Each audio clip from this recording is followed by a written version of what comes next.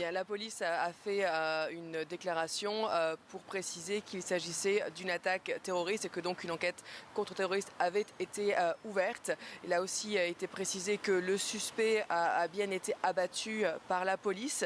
La police n'a pas nommé ce suspect car l'enquête est encore en cours et les motivations n'ont pas non plus été données. Par contre, on sait que la ceinture d'explosifs qu'il avait autour de la taille était apparemment fausse et deux autres personnes ont déjà été arrêtées. C'était en début d'après-midi dans une maison non loin de là où l'attaque a eu lieu.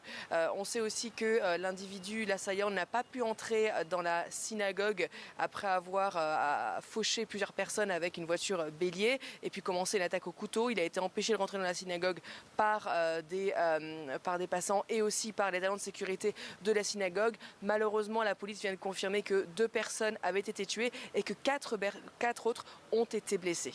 Et quelles sont les réactions ce soir, Marie ?